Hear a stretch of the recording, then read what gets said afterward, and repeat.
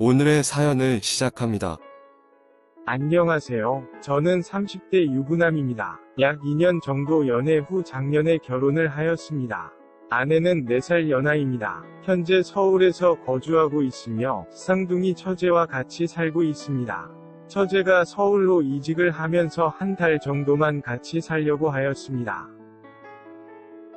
하지만 최근 들어서 집값이 너무 오르면서 가진 돈 대비 괜찮은 전월세 집을 구하는 것이 힘들어졌고 자연스럽게 계속 살게 되었습니다.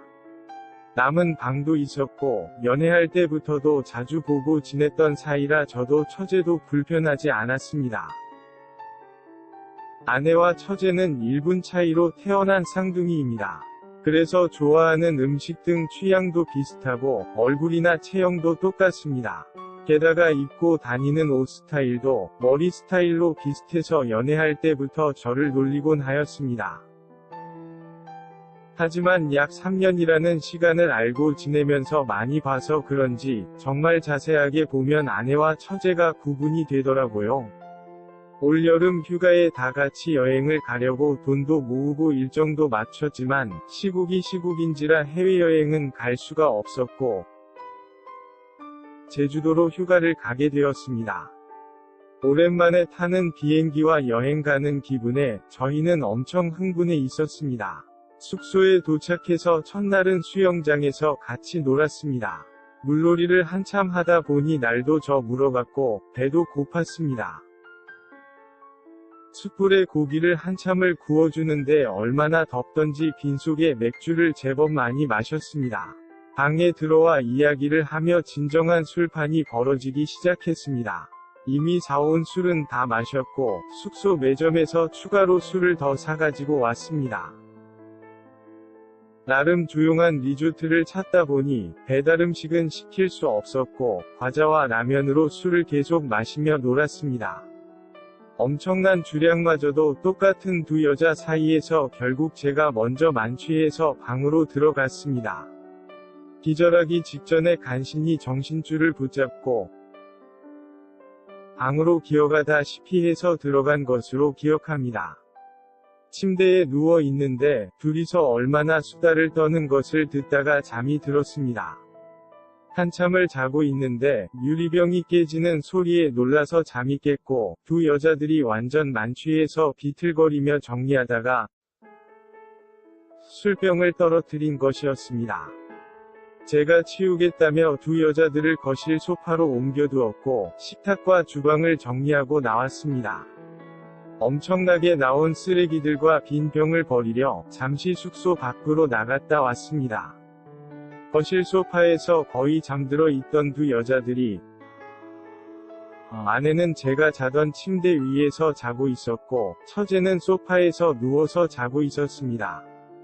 저도 대충 마무리를 짓고 불을 끄고 방으로 들어왔습니다. 몸도 피곤하고 술도 깼는데도 큰 소리에 놀라 깨서 그런지 잠이 안 오는 것이었습니다. 제가 누우니 팔베개를 하면서 제품 안에 쏙 들어오는 아내를 보니 아랫도리에 힘이 들어가면서 도저히 그냥 바로 잠들 수가 없었습니다. 방문을 잠그고 조심스럽게 아내 옷을 벗기고 서는 키스를 하였습니다. 아내도 기다렸다는 듯 뜨거운 반응을 보였고 저희는 사랑을 나눴습니다. 뒤에서 안고서 사랑을 나누고 있는데 등에 못 봤던 작은 큐피트 화살 문신이 있는 것이었습니다. 너무 놀라서 얼굴을 자세히 보니 아내가 아니라 처제였습니다. 멈추고 가만히 있으니 처제가 움직이면서 계속 하라고 하는 것이었습니다. 순간 어찌할 새도 없이 처제 깊은 곳에 마무리를 하게 되었습니다.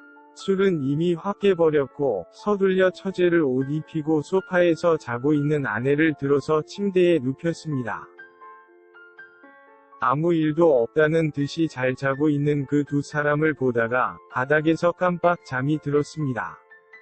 다음날 처제가 아침 먹으라면서 깨우는데 정말 화들짝 놀라서 일어났습니다. 전날의 그 사고를 기억하는 건지 말을 꺼내면 뭐라고 해야 할지 오만 가지 걱정이 들었습니다. 식탁에 앉아 해장라면을 먹는데 입으로 먹는 건지 코로 먹는 건지 몰랐습니다. 순간순간 아내와 처제의 눈치를 보고 있었고, 그 두 여자들은 어제 술을 많이 먹어서 너무 힘들다며 다시는 술을 안 마신다는 마음에도 없는 소리들을 하고 있었습니다. 그러면서 처제가 지난 밤에 격한 꿈을 꾸었는지 온몸이 쑤신다는 말에 제가 더 힘들고 무서웠습니다. 그렇게 눈치만 보면서 4박 5일간의 휴가를 끝내고 집으로 돌아왔습니다. 집에 도착하자마자 아내는 피곤하다며 방에 들어가 잠을 잤고, 저는 가방 정리 및 여행 빨래를 하고 있는데 처제가 제 옆으로 오는 것이었습니다. 사실 그날 밤 사건을 모두 다 기억한다면서 말을 걸어오는 것이었습니다. 저와 관계를 가지려고 그 침대에 누운 것은 아니었는데 어느 순간 제가 올라타 있는 것을 알게 되었고, 느낌이 너무 좋아서 거부하지도 않고 모르는 척 있었다고 하였습니다. 그러면서 지금 자기 방으로 가자고 하는 것이었습니다. 언니 즉 제 아내가 잠이 들면 전쟁이 나도 모른다면서 제 팔을 잡고 끌고 가는 것이었습니다. 이러면 안 된다고 그날은 실수였다고 하였지만 저와 속궁합이 너무 좋았다면서 꼭 해야겠다며 저를 데려가 침대에 눕혔습니다. 그렇게 처제 침대에서 2번의 관계 후에 그 방에서 나오게 되었습니다. 아내는 역시 세상 모르고 자고 있었고, 저는 아무 일도 없었다는 듯 집안일을 다시 시작했습니다. 그날 이후로 처제는 기회가 있을 때마다 신호를 보내고 있습니다.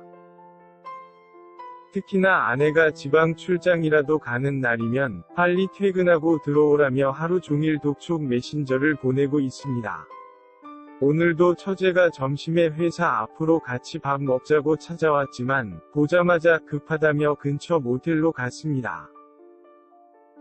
그런데 저도 아내랑 하는 것보다 처제랑 하는 것이 더 궁합이 잘 맞습니다. 물론 아내랑도 궁합이 잘 맞습니다. 처제에게 그날은 우리 모두가 술을 많이 먹고 제 정신이 아닌 상태에서 벌어진 사고라고 여러 번 설득을 하였지만 그때마다 그런데 왜 계속 같이 관계를 가지냐는 처제의 말에 대답을 못하고 있습니다. 처제도 같은 이유라면서 멈출 수가 없다고 합니다. 점점 더 아내의 얼굴을 볼 때마다 죄책감이 밀려옵니다. 그렇지만 처제와의 시간이 너무 좋았고 한동안 기회가 없어서 못하는 기간에는 아쉬운 마음이 드는 제가 정말 나쁘고 미친놈입니다. 집에서 아내를 두고 가끔은 처제와 스릴을 즐기고 있는 제가 무섭습니다. 처제는 아무 일 없다는 듯이 편하게 행동을 하던데 저도 그렇게 살아가야 하는 걸까요? 오늘의 사연은 여기까지입니다. 구독과 좋아요, 알림 설정 부탁드립니다. 긴 글을 읽어주셔서 감사합니다. 구독과 좋아요 꾹꾹 눌러주세요. 꾹꾹. 알림 설정도 꾹꾹 눌러주세요.